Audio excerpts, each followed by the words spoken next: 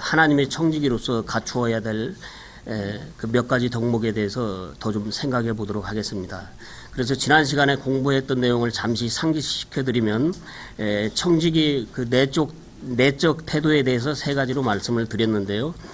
첫째, 청지기는 두 주인을 섬길 수 없다는 것을 말씀드렸고, 두 번째로는 맡은 자가 갖춰야 할 덕목은 신실함이라고 말씀을 드렸으며, 세 번째는 청지기는 주인과 회개할 결산의 날이 반드시 있으므로 두려운 마음을 갖고 최선을 다하는 삶을 살아야 한다고 말씀을 드렸습니다. 그리고 다음으로는 자기 자신에 대한 청지기가 되어야 한다는 내용에 대해서 말씀을 드렸는데요. 나의 몸과 재능은 하나님의 것이므로 우리의 삶에 있어서 하나님께서 언제나 우선순위 제1이 되어야 한다는 것을 말씀드렸고, 또 우리의 몸을 살아있는 희생물로 하나님께 드리기 위해서는 로마서 12장의 그 말씀을 저희들이 이렇게 보았습니다. 그 말씀의 원리에 의해서 저희들이 살아있는 희생물로 우리 몸을 하나님께 드려야 하는 것이죠. 그리고 또 우리 몸은 음행을 위해서 있는 것이 아니라 주를 위해서 있다고 그 말씀하신 고린도전서 6장 13절의 말씀도 보았습니다. 그리고 하나님께서 쓰시기에 합당한 그릇이 되기 위해서는 저와 여러분의 몸과 마음을 늘 깨끗이 가질 수 있도록 성별된 생활을 해야 된다는 것에 대해서도 보았습니다. 그리고 성령 하나님께서 성도 각 개인에게 주신 은사를 가지고 지역교회 안에서 섬겨야 한다는 것에 대해서도 보았는데요. 그러한 것들 모두가 청지기가 갖춰야 될 본분임을 공부를 했었습니다. 그래서 오늘도 이어서 몇 가지를 더 좀 생각해 보도록 하겠는데요. 그런데 이러한 것들은 우리의 믿음에 있어서 성도들이 실행을 해야 하는 문제이기 때문에 제 마음 가운데도 부담이 있고 또 찔림이 있지만은 그러나 하나님 말씀을 우리가 또 피해갈 수는 없는 것이기 때문에 관련된 말씀을 이렇게 함께 보도록 하겠습니다. 그러면 네 번째로 시간에 대한 청지기. 시간은 단 한 번의 기회로 끝난다. 우리 거기 히브리서 9장 27절 말씀을 보겠습니다. 한 번 죽는 것은 사람들에게 정해진 것이요 이것 뒤에는 심판이 있나니. 본래 이 구절이 말씀하고 있는 죽은 후의 심판에 대한 문제는 예수 그리스도를 믿지 않는 사람들에게 해당이 되는 것이지 우리 성도들에게는 해당이 되지 않는 말씀입니다. 그런데도 이 말씀을 본 이유는 그 앞부분 때문인데요. 모든 인간은 시간의 흐름 속에서 태어나서 시간의 흐름 속에서 살다가 시간의 흐름 속에서 반드시 한 번은 죽게 되어 있습니다. 저와 여러분을 포함하여 우리 교회의 어린 아이들도 예수님께서 우리가 생각하는 것보다 아주 늦게 오신다면 모두가 한 번은 다 죽게 되어 있습니다. 하나님께서는 우리 모두에게 시간을 주셨는데 우리 생애 가운데서 성도 각 개인에게 주신 전체적인 시간의 길이는 서로 좀 다를 수가 있지만은 그 시간이라는 것은 우리가 체감하는 것과는 상관없이 모두에게 균일한 속도로 흘러가는 것입니다. 그런데 시간의 흐름에 대한 우리의 느낌은 좀 달라서 자동차가 달리는 속도에 이렇게 비교되곤 하는데 나이에 따라서 시간의 속도가 다르게 느껴지는 것은 그러한 시간의 흐름이 우리의 느낌으로는 사실처럼 여겨지기 때문입니다. 그것이 객관적인 사실이 아니고 단지 느낌일 뿐인데도 크게 피부에 와 닿습니다. 그리고 인생에 있어서 기쁜 날도 시간이 또 얼마나 빠르게 지나가는지 우리는 경험을 통해서 알고 있습니다. 그런데 우리가 또 시간의 속도를 달리 느끼게 될 때가 있는데요. 그것은 고난을 당할 때입니다. 고난 중에 있을 때 그때의 시간은 참으로 길게 느껴집니다. 욥기와 시편을 보게 되면 욥과 다윗이 극심한 고난으로 인하여 짙은 신음을 토하며 하나님의 긍휼하심과 은혜를 구했지만 아직 하나님의 아무런 대답도 듣지 못하고 있을 때 그때 그들에게 시간이라는 것은 심장에서 마치 정지된 것처럼 멈춰 있었을 것입니다. 저와 여러분도 고난 중에 있게 되면 우리에게 있어서도 그 시간이라는 것은 마치 고장난 시계처럼 느껴질 것입니다. 고난 중에는 아마도 그 하나님께서 우리와 좀 더 오랫동안 깊은 교제를 나누시기 위해서 그런 느낌을 가지게 하시는 것인지도 모르겠습니다. 그러나 그것은 우리의 느낌일 뿐 인생에 있어서 저와 여러분에게 주어진 시간은 언제나 동일한 속도로 흐르기 때문에 우리에게 주어진 모든 시간은 단 한 번의 기회로 끝나는 것입니다. 예수님께서 사랑하시는 성도 여러분, 우리는 시간이 언제나 주어질 것이라고 장담할 수 없습니다. 내일이라는 시간이 나에게 계속해서 주어질 것이라고 아무도 그 보장을 받고 있지 않다는 말씀입니다. 그러나 마귀는 여러분의 기회다 대고 말하기를 너는 아직 젊었어. 시간은 충분해. 내일도 있고 모레도 있다고 말할 것입니다. 그러나 우리에게는 오늘이 있을 뿐입니다. 그러므로 내게 주어진 단 한 번의 시간을 영혼에다 붙잡아 매는 방법은 오늘 살아있을 때 믿음을 실행하는 것입니다. 우리는 믿음을 통해서 오늘 내게 주어진 인생의 짧은 시간을 영혼에 접목시킬 수 있습니다. 다음에 시간을 아껴 쓰고 규모 있게 쓰라. 거의 골로새서와 에베소서 말씀을 보겠습니다. 골로새서 4장 5절입니다. 밖에 있는 자들을 향해서는 시간을 되찾으며 지혜롭게 걸으라. 에베소서 5장 15절에서 17절입니다. 그런즉 너희는 주의하여 어리석은 자가 아니라 지혜로운 자로서 조심스럽게 걸어 시간을 되찾으라. 날들이 악하니라. 그러므로 너희는 지혜 없는 자가 되지 말고 오직 주의 뜻이 무엇인지 이해하라. 자, 시간은 단 한 번의 기회로 끝나는데 어떻게 지나간 시간을 되찾을 수가 있을까요? 방금 읽은 이 두 말씀 다 지혜와 시간을 그 관련해서 말하고 있음을 볼 수가 있는데요. 우리는 인생을 살면서 지혜롭지 못한 처신으로 인하여 불필요한 일에 시간을 낭비하거나 빼앗긴 경우가 얼마나 많은지 모릅니다.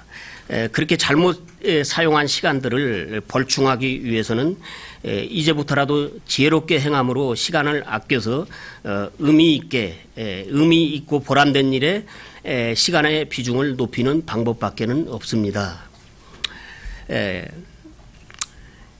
영적으로 의미가 없거나 의미가 적은 일에는 쓰는 시간을 줄이고 영적으로 의미 있는 일에 쓰는 시간을 더 늘려야 하는 것이죠. 이것이 시간을 되찾는 방법입니다.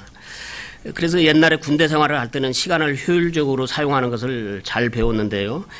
그때는 통제된 그 짧은 시간 안에 여러 가지 많은 일들을 하지 않으면 안 되었기 때문에 분 단위로 그때는 정말 시간을 쪼개서 사용을 했었습니다. 그러나 시간이든 물질이든 또 여유가 생기면 낭비를 하게 되는 것이 우리의 습성입니다. 그래서 성도들은 세상에서의 그 일에다가 또 믿음에 속한 일들을 더 해야 하기 때문에 시간을 잘 사용하지 않으면 안 됩니다. 그 다음에 내일로 미루지 말고 그날 일은 그날에 하라. 거기 잠언 27장 1절을 보겠습니다. 너는 내일을 자랑하지 말라. 하루 동안에 무슨 일이 일어날지 네가 알지 못하느니라.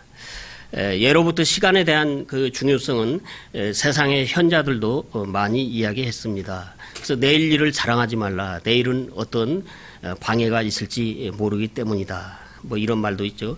그래서 시간에 대한 이런 이야기는 결국 부지런해야 한다는 말과 같은데요. 이것을 알면서도 우리가 잘 실행하지 못하고 있는 이유는 게으르기 때문입니다. 그래서 우리는 늑장을 부리다가 미루고 있던 일들을 어느 날 처리했을 때 속이 후련하고 개운함을 느끼게 됩니다. 그러나 내일로 미루어서는 안 되는 일들도 있기 때문에 하나님께 회개할 일이 있으면 오늘 해야 하고 또 다른 성도들에게 사과할 일이 있으면 오늘 해야 합니다. 우리에게는 오늘이라는 시간만이 주어졌을 뿐이기 때문입니다. 그러므로 청지기의 직분을 감당하기 위해서는 오늘 해야 할 일은 오늘 끝내는 습관을 들여야 합니다. 다음에 내 생애의 시간은 시작과 끝이 있다. 우리 시편 90편을 좀 찾아보겠습니다. 시편 90편 10절에서 12절을 보겠습니다.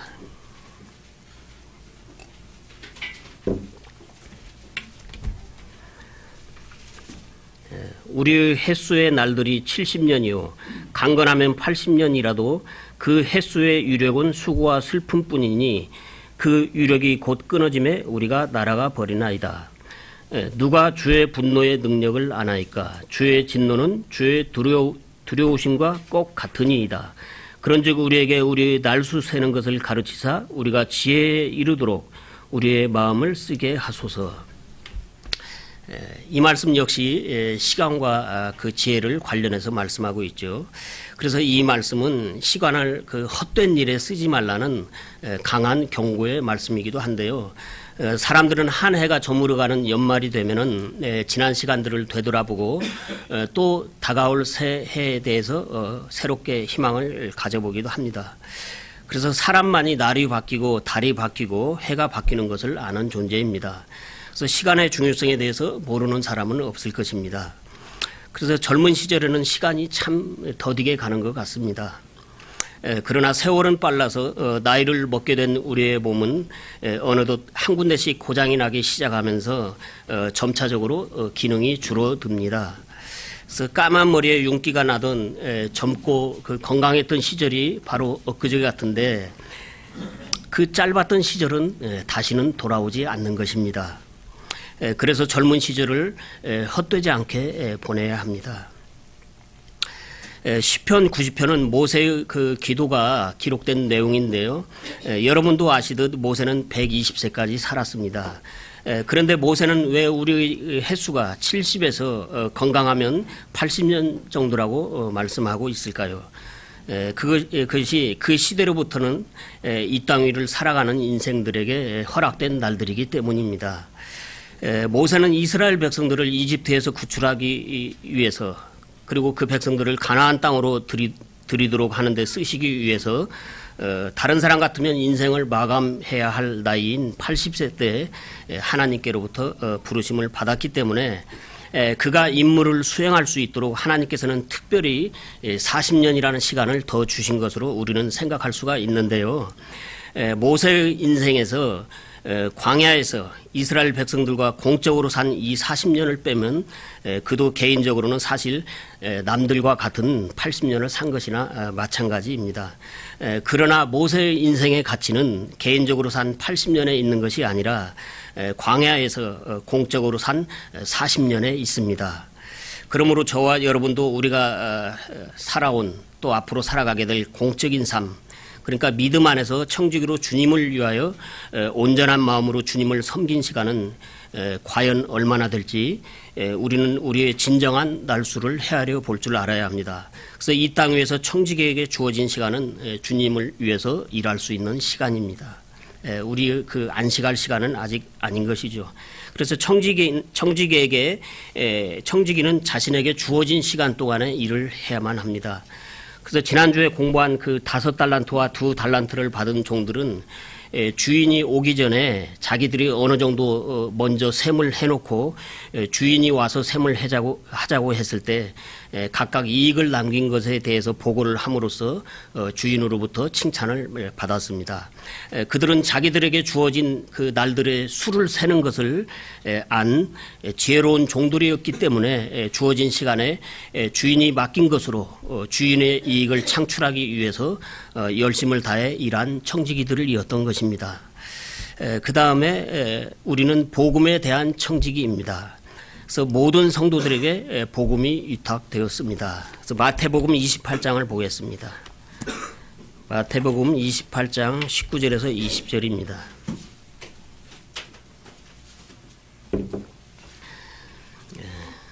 그러므로 너희는 가서 모든 민족들을 가르치고 아버지와 아들과 성령의 이름으로 그들에게 침례를 주며, 여기 이제 너희는 가서, 이 가라는 동사가 중요한데요.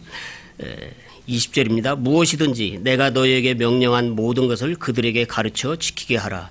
보라, 내가 세상의 끝까지 항상 너희와 함께 있느니라 하시니라. 아멘. 이 말씀은 예수님께서 이 땅에 남겨놓으신 자신의 교회에게 주신 지상명령이라는 것을 여러분은 아실 것입니다. 지상명령은 예수님께서 교회에게 주신 지엄하신 명령으로서 아무도 이의를 제기하거나 보류하거나 변명을 할 수 없는 명령이라는 말씀입니다. 이것은 단순한 명령이 아닙니다. 위에 18절을 보시기 바랍니다. 예수님께서 그들에게 오셔서 말씀하여 이르시되 하늘과 땅에 있는 모든 권능이 내게 주어졌느니라. 그러므로 너희는 가서. 자, 예수님께서는 지금 자신이 가지고 계시는 하늘과 땅의 모든 권능으로 말씀을 하고 계십니다. 성경에 기록된 하나님의 그 모든 하나님의 말씀은 다 진리이며 중요한 말씀이지만 이 지상명령은 예수님께서 하늘과 땅에 모든 권능을 사용하셔서 최대의 출력으로 말씀을 하시는 것입니다. 이 말씀에서 예수님의 그러하신 권능과 어미가 느껴지십니까? 그래서 이 명령을 최초로 수령하여 교회의 기초를 다진 예수님의 제자들은 이 명령을 그와 같이 받았으며 그들은 이 명령을 수행하기 위해서 자신의 모든 인생을 바쳤으며 그들은 하나뿐인 목숨마저도 다 바쳤습니다. 그 결과로 오늘의 우리에게까지 복음이 전해져서 저와 여러분이 구원을 받게 된 것입니다. 예수님께서는 자신의 교회에 복음을 위탁하셨습니다. 저와 여러분이 이 복음을 부지런히 판매함으로써 영적인 그 수익을 창출하여 복음의 주인이신 예수님께 그 이익을 돌려드려야 합니다. 다음에 하나님은 복음을 전하게 하려고 나에게 생명과 은사와 물질을 주셨고 무엇보다도 능력의 근원인 성령님을 주셨습니다. 거기 사도행전 1장 8절을 보겠습니다. 오직 성령님께서 너희에게 임하신 뒤에 너희가 권능을 받고 예루살렘과 온 유대와 사마리아에서 그리고 땅의 맨 끝 지역까지 이르러 나를 위한 증인이 되리라.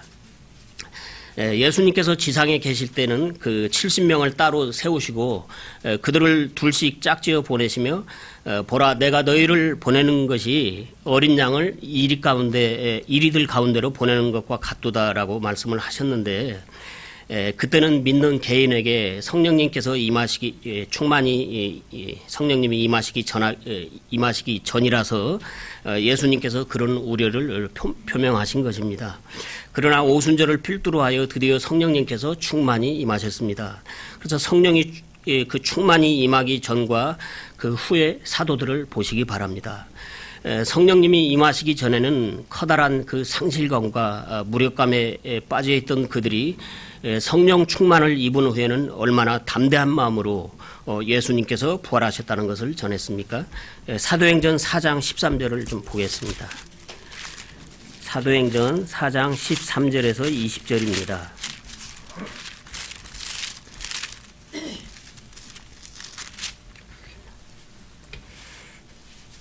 13절부터 20절입니다. 이에 저들이 베드로와 요한의 담대함을 보고 그들이 학문 없는 무식한 사람들인 줄로 알았으므로 이상히 여기며 또 그들에 대해 즉 그들이 전에 예수님과 함께 있던 것을 알게 되고 병고침을 받은 사람이 그들과 함께 서 있는 것을 보므로 그것을 반박할 말을 전혀 하지 못하더라. 저들이 그들에게 공회 밖으로 나가 있으라고 명령하고 자기들끼리 의논하여 이르되 우리가 이 사람들을 어떻게 할까? 그들로 말미암아 참으로 주목할 만한 기적이 이루어진 사실이 예루살렘에 가는 모든 자들에게 드러났으므로 우리도 그것을 부인할 수 없도다.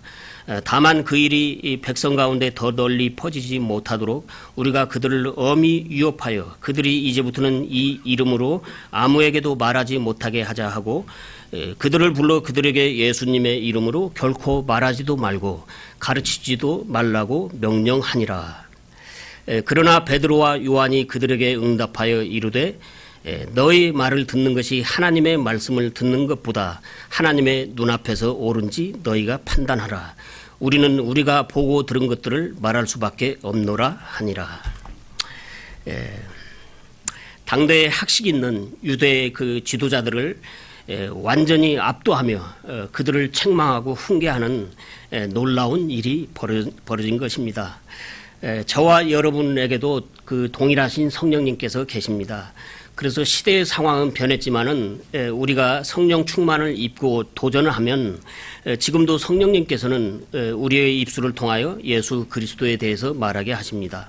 저와 여러분이 예수 그리스도의 증인으로서 말을 하면은 성령님께서는 복음을 듣는 사람들의 그 마음 가운데 역사를 하셔서 그들을 설득하시며 그들에게 예수 그리스도의 빛을 비춰주시는 것입니다.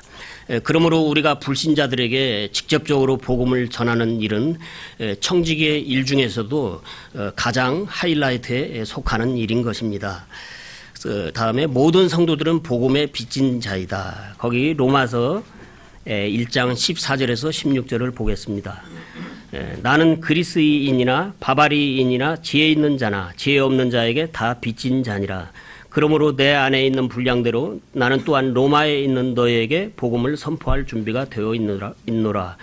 내가 그리스도의 복음을 부끄러워하지 아니하노니 이는 그 복음이 믿는 모든 자를 구원에 이르게 하는 하나님의 권능이기 때문이라. 먼저는 유대인에게요 또한 그리스인에게로다. 여기 14절 말씀에 그 바바리아인이라는 표현은 그 에스라 성경 사전을 보니까 그리스의 그 관용 표현에 의하면 그리스 사람들을 제외한 모든 민족은 아무리 학식이 있고 예의가 있어도 바바리인이라고 이렇게 되어 있는데요.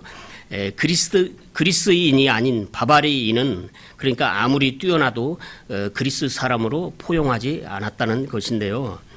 그 히랍의 심오한 철학을 자랑하는 그리스인의 프라이드를 엿볼 수가 있습니다.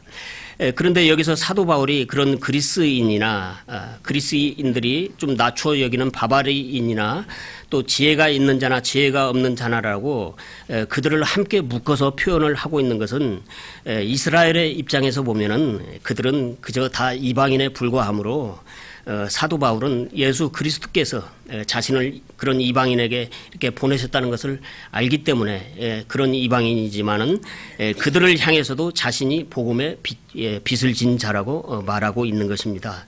여러분 유대인으로서 사도 바울로 말할 것 같으면 이스라엘의 그 베냐민 지파에 속한 자요 히브리인 중에 히브리인이며 또 이스라엘 최고의 율법 박사인 그 가말리엘의 그 문화에서 학문을 닦은 그런 사람입니다. 그래서 율법의 의로는 또 바리새인이요. 그래서 세상에 제일 콧대가 높은 사람들이 유대인인데 바울은 그런 유대인들 중에서도 으뜸에 속하는 신분을 가진 자였던 것입니다. 그러므로 철학의 본산지요 그리스의 그 헬레니즘 문화로 인간의 이성과 지성과 그 감성의 콧날을 높이 세운 그런 그리스 사람들도 유대인인 사도 바울이 갖고 있는 그 자긍심에는 미치지 못합니다. 그래서 세계 유명한 미술관에는 예술적으로 뛰어난 그런 고대의 작품들이 있는데 대개 그것은 그 문화가 융성했던 그 그리스 시대에 제작했던 것들을 로마 시대에 복제한 것입니다. 그래서 로마가 그 무력으로는 세계를 제패했지만 문화적으로는 그리스를 앞서지 못했습니다. 이렇듯 문화적으로 뛰어난 그런 그리스인도 또 바바리인도 또 로마 사람도 다 이방인들이지만 사도 바울은 예수 그리스도의 사랑의 빚진 자로서 자신의 콧대를 낮추고 그들에게 빚진 심정으로 복음을 전했습니다. 예수님을 알지 못했을 때 자신이 핍박을 했던 그 복음 안에 있는 하나님의 위대한 사랑에 뒤늦게 눈을 뜬 사도 바울은 복음에 대하여 자신이 큰 빚을 졌다는 것을 알았기 때문입니다. 여러분은 복음에 대하여 자신이 빚을 지고 있다는 것을 알고 계십니까? 사도 바울이나 우리나 똑같은 구원을 받았습니다. 그렇지만 사도 바울은 그 예수 그리스도의 사랑을 주체할 수가 없어서 잃어버린 혼들을 향하여 연민의 정을 품고 그들을 불쌍히 여기며 복음을 전했습니다. 복음의 열정에 불이 붙은 사도 바울은 그렇게 빚을 갚아야 하는 심정으로 복음을 전했던 것입니다. 저와 여러분도 복음에 큰 빚을 졌습니다. 다음에 물질에 대한 청지기인데요. 돈은 사랑의 대상이 아니고 용도의 대상이다. 디모데전서 6장 10절을 보겠습니다. 돈을 사랑함이 모든 악의 뿌리이니 어떤 자들이 돈을 탐내다가 믿음에서 떠나 잘못하고 많은 고통으로 자기를 찔러 꿰뚫었도다. 이 말씀은 믿음 안에 있는 성도들에게 하시는 말씀인데요. 돈이라는 것은 이 세상 어디에서나 또 모든 일에서 유용성이 매우 큰 가치를 가지고 있는 것이기 때문에 모든 사람들이 돈을 필요로 하고 있습니다. 돈의 그러한 유용성을 알기에 우리는 좀 더 돈벌이가 잘 되는 직업을 갖기 위하여 어릴 때부터 힘들게 공부하고 그리고 사회에 진출해서는 조금이라도 돈을 더 벌기 위하여 치열한 경쟁을 하며 애를 쓰게 되는데, 우리 이 사회에 구축된 경제라는 거대한 환경 가운데서 우리는 많은 것들을 필요로 하는 시대에 살게 되어서 그 필요한 것들을 하나하나 채우다 보니 어느새 필요 이상의 것을 갖추게 되었음에도 더 많은 것들을 원하는 생활이 되고 말았습니다. 우리는 지금 이런 시대에 살고 있습니다. 그래서 여러분은 입을 것과 먹을 것만으로 만족하십니까? 지금 당장 먹을 것과 입을 것이 없는 분들은 이 두 가지만 해결되면 더 바랄 것이 없다고 말할 것입니다. 그런데 그것을 충족하고 나면은 또 생각이 달라지는 것입니다. 그러나 이 정도는 욕심이라고 할 정도는 아닐 것입니다. 그래서 사업에 재능이 있는 성도는 좋은 기회를 만나면 합법적인 방법을 통해서도 많은 돈을 벌 수 있습니다. 그리고 또 그것을 잘 관리하여 하나님께 풍성히 드림으로 아름답게 섬길 수도 있는 것입니다. 여러분도 그와 같이 돈을 벌 수 있는 기회가 주어진다면 그때는 또 최선을 다해서 많이 버시기 바랍니다. 사업이 항상 잘 되지만은 않기 때문입니다. 그런데 욕심을 이렇게 조금씩 내다 보면 자신도 모르게 돈을 사랑하게 되는 것이 문제인데요. 세상 사람들은 이러한 그 욕심을 가진 사람들에 대해서 의욕이 있는 사람이라고 칭찬을 합니다. 그래서 때문에 좀 더 큰 돈을 벌기 위해서는 결국 불효와 타협을 하고 불법과 그 편법이 난무하는 곳으로 그런 진창으로 들어갈 수밖에 없는데, 이 세상에 그런 가치관이 지배하는 곳에는 돈이 많이 모이기 때문입니다. 거기서는 오로지 돈을 사랑하는 사람들이 모여서 박터지게 경쟁을 하는 것입니다. 거기에서는 그리고 또 돈이 완전히 사람을 지배하므로 돈을 사랑하는 많은 사람들이 돈에게 사랑을 고백해보지만 거의가 구애에 실패하고 짝사랑으로 끝나고 맙니다. 그래서 옛날에 어떤 젊은 형제가 신앙생활도 중요하지만은 나이를 먹기 전에 자기는 먼저 기반을 좀 잡아야겠다는 생각을 하고 신앙생활은 잠시 접어두고 사업에 전념해서 돈을 좀 번 다음에 교회로 다시 돌아와서 물질로 섬기겠다고 했는데, 여러분 그것이 뜻대로 되겠습니까? 나중에 시간이 많이 흘렀지만은 돈도 벌지 못하고 믿음도 잃고 또 젊음도 잃었으며 얻은 것이라고는 시련의 고통뿐이었습니다. 그 성도 또한 돈을 짝사랑했으나 거부를 당한 것이죠. 그래도 다행히 교회로 돌아오기는 했지만 이 성도들이 이렇게 믿음의 길을 간다는 것은 결코 쉽지 않습니다. 디모데전서 6장 6절은 만족하면서 하나님을 따르는 것이 우리에게 큰 이득이 된다고 말씀하고 있습니다. 다음에 재물을 땅에 쌓아두지 말고 하늘에 쌓아두라. 마태복음 6장 19절에서 21절을 보겠습니다. 너희 자신을 위해 보물을 땅에 쌓아두지 말라. 거기서는 좀과 녹이 부패시키며 거기서는 도둑들이 뚫고 훔치느니라. 오직 너희 자신을 위해 보물을 하늘에 쌓아두라. 거기서는 좀과 녹이 부패시키지 아니하며 거기서는 도둑이 뚫지도 훔치지도 못하느니라. 너의 보물이 있는 곳에 거기에 너의 마음도 있으리라.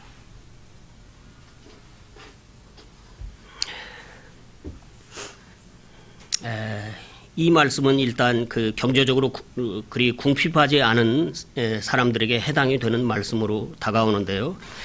재물을 땅에 쌓아두지 말고 하늘에 쌓아두라는 말씀이 무슨 의미일까요? 우리들이 어떤 습성을 갖고 있기에 예수님께서는 그와 같은 말씀을 하셨을까요? 사람들에게는 내일을 대비하는 마음이 있습니다. 그런데 일용할 양식만을 가지고는 내일을 준비할 수 없기 때문에 우리는 좀 쌓아두려는 마음이 누구든지 있죠. 근데 일할 수 없을 때를 대비해서 필요한 만큼 가지고 있는 것은 좋다고 생각합니다. 그런데 이 문제를 놓고 우리가 생각해 볼 때 우리가 가진 재물의 양이 많고 적은 것보다는 청지기로서 우리의 관리 능력에 대해서 생각해 볼 문제인데요. 여러분은 자신의 관리 능력에 대해서 어떠하다고 생각을 하십니까? 소수의 사람을 제외하고는 대다수 많은 사람들은 일정 범위를 넘어서게 되면은 관리를 잘 하지 못합니다. 그래서 자신의 그 소유물들이 창고에서 썩고 있는 줄도 모르고 있는 사람들이 많은 것입니다. 서울과 경기도 지역에서 그 웨딩홀과 큰 음식점을 운영하는 어느 회장님은 재산이 얼마인지 그 셀 수가 없을 정도라고 하던데요. 그래서 친인척들과 이렇게 사람들을 두고 관리를 맡기기도 하는데, 그런데 예로부터 부잣집에는 주인 몰래 훔쳐먹는 그 도둑들이 많지요. 그러므로 예수님께서는 이렇게 땅에서 썩히지 말고 하늘에 쌓아두라고 말씀을 하시는 것입니다. 그러면 재물을 하늘에 쌓아두는 방법은 무엇일까요? 그것은 헌금이라는 방법을 통해서 하나님의 일에 직간접으로 쓰이게 하는 것인데요. 거기에는 한 지체 안에 있는 가난한 성도들을 구제하는 것도 포함이 되는데, 이러한 방법이 재물을 하늘에 쌓을 수 있는 방법입니다. 그러므로 헌금은 하나님의 집인 교회를 통해서 드려지고 집행이 되어야 합니다. 그러므로 헌금은 불규칙적으로 하는 것보다는 일정한 방식으로 하는 것이 좋습니다. 그래서 일정한 방식으로 한다는 것에 대해서 두 가지로 생각을 해볼 수가 있는데요. 공평한 기준을 따라서 하는 것과 주기적으로 하는 것을 말하는 것입니다. 그러한 것이 이스라엘 백성들에게는 그 법으로 규정되어 있는데요. 그러면 신약 시대에도 법으로 규정된 말씀이 있다는 것인가요? 대답은 없습니다. 그러나 또 있습니다. 지금은 구약시대가 아니기 때문에 우리는 이스라엘 백성들처럼 의무적으로 하는 것이 아니라 자유로운 마음으로 하는데, 바로 이 자유의 법이 신약의 성도들에게 주어진 법입니다. 그리스도 안에 있는 신약의 성도들은 율법의 짐이 부과되지 않으므로 헌금을 할 때도 믿음으로 자기가 정한 만큼 얼마든지 자유롭게 할 수 있습니다. 그러나 신약 시대의 성도들이 영적으로 모두 그 균등하게 성숙하지는 않기 때문에 구약 시대의 이스라엘 백성들이 여러 모양으로 드린 것 중에서 그들이 그 10분의 1을 성별하여 드린 것처럼 우리도 그러한 방식을 기준으로 삼아서 소득이 있는 성도들은 매월마다 규칙적으로 소득의 10분의 1을 헌금하는 것은 좋다고 생각을 합니다. 이 정도의 기준마저도 없다면 우리가 누리고 있는 신앙의 자유에 대하여 성도로서 공평한 책임을 서로 나누어 질 수가 없기 때문입니다. 자유를 누리기 위해서는 희생이 요구되는데요. 헌금은 성도들의 그 주님을 향한 사랑과 희생 정신으로 모금이 되는 것입니다. 그것이 하늘에 쌓인다고 주님께서는 말씀하시는 것입니다. 결론으로 드리고 싶은 말씀은 물질은 하나님의 허락하심으로 소유가 되어야 합니다. 불의한 방법으로 얻거나 욕심으로 착취해서는 안 됩니다. 그래서 직장에 고용돼서 일하는 성도님이나 사람을 고용해서 일을 시키는 성도님이나 그런 분들, 성도님들은 다음의 말씀에 유념을 해야 합니다. 거기 잠언 16장 말씀과 야고보서 5장의 말씀을 보겠습니다.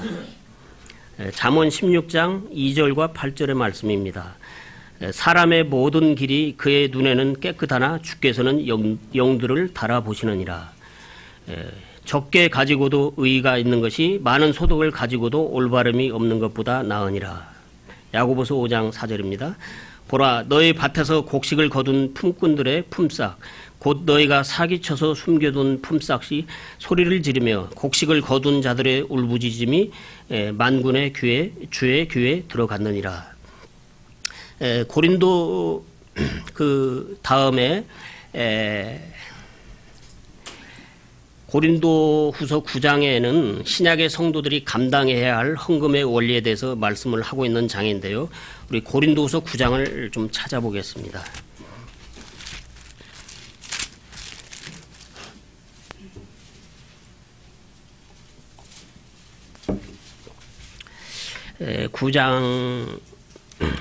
지난 시간에도 잠깐 보았는데요. 1절에서 15절까지 뭐 전 장의 그 내용이 한 문맥으로서 연결이 되는데 다 읽을 수는 없기 때문에 5절에서 11절까지만 읽겠습니다. 그러므로 그 형제들을 권면하여 그들이 먼저 너희에게 가서 너희의 후한 선물 곧 전에 너희가 통보받은 적이 있는 그 후한 선물을 미리 준비하게 하도록 하는 것이 필요한 줄로 내가 생각하였나니 그리하여야 바로 그 일이 후한 선물답게 준비되고 탐욕에서 난 것 같지 아니하리라. 다만 내가 말하려는 바는 이것이니 곧 인색하게 뿌리는 자는 또한 인색하게 거둘 것이요 풍성하게 뿌리는 자는 또한 풍성하게 거두리라는 것이라. 저마다 자기 마음속에 정한 대로 낼 것이요 마지못해 하거나 억지로 하지 말지니 하나님은 즐거이 내는 자를 사랑하시느니라. 하나님께서 능히 모든 은혜를 너희에게 넘치게 하시나니 이것은 너희가 항상 모든 일에서 모든 것이 넉넉하여 모든 선한 일을 풍성히 하게 하려 하심이라. 이것은 기록된 바 그가 널리 재물을 흩어 가난한 자들에게 주었으니 그의 의가 영원히 지속되는도다 함과 같으니라. 씨 뿌리는 자에게 씨를 제공하시는 분께서 이제 너희 양식으로 빵도 제공하시고 너희가 뿌린 씨도 번성하게 하시며 너희의 의의 열매도 늘어나게 하시리니 너희가 모든 일에서 부유하게 되어 온갖 후한 선물을 넘치게 하면 그것이 우리를 통해 하나님께 감사를 드리게 하느니라. 11절까지만 좀 읽었는데요. 고린도 교회 성도들의 그 헌금에 대해서는 지난 시간에도 잠깐 말씀을 드렸었죠. 고린도 교회 성도들은 헌금에 대한 열심도 대단해서 후하게 드렸는데 다른 지역의 성도들에게까지도 그 영향을 주어서 그것을 사도 바울은 마케도니아 사람들에게 자랑을 했습니다. 그래서 그들과 함께 다시 고린도 교회를 방문할 때 바울이 칭찬했던 것이 무색해져서는 안 되기 때문에 고린도 교회 성도들이 우왕좌왕하지 않고 미리 준비하여 헌금을 할 수 있도록 바울이 가기 전에 다른 형제들 편에 고린도 교회 성도들에게 헌금에 대한 그 권면의 말씀을 보낸 내용이 지금 이 고린도후서 9장의 말씀입니다. 그래서 바울은 그 고린도 교회 성도들이 믿음의 그 균형을 잃고 헌금을 마지못해서 하거나 또 억지로 하는 일들이 발생하지 않도록 자칫 그런 경쟁이 될까봐 서로 그 열심히 지나치다 보면 좀 경쟁을 할 수도 있는 거죠. 그래서 그런 일이 발생하지 않도록 그들의 내면을 일깨우며 주의를 주고 있습니다. 그래서 사도 바울은 고린도 교회의 성도들이 그 드리는 헌금이 하늘에 잘 쌓이도록 6절과 7절에서 헌금할 때 그 마음가짐에 대해서 중요한 사항들을 챙겨주고 있는 것입니다. 그래서 여러분도 기도로 준비하여 마음에 정한 대로 자유롭게 하시되 드리는 기쁨을 만끽하기 위해서는 신실한 청지기의 마음으로 드리는 것이 좋습니다. 고린도후서 9장의 말씀은 참 은혜로운 말씀입니다. 우리에게 물질로 섬길 수 있는 능력을 주신 하나님이 감사하지 않습니까? 고린도후서 9장의 그 9장은 신약 시대의 성도들에게는 좀 예외적인 말씀인데요. 문맥을 따라서 말씀을 잘 보게 되면 언제 시간을 내셔서 한번 조용하실 때 보시기 바랍니다. 그래서 문맥을 따라서 말씀을 잘 보게 되면 그 성도들의 헌금에 대하여 하나님께서 물질을 포함하여 그 밖에 모든 복을 넘치게 하실 것이라고 말씀하고 있습니다. 신약 시대 성도들에게 조금은 그 예외적인 말씀이죠. 그 다음에 맡은 일에 대한 청지기는 여러분께서 읽어보시고 생각을 해보시면 될 것 같습니다. 그래서 이것으로 마치겠습니다.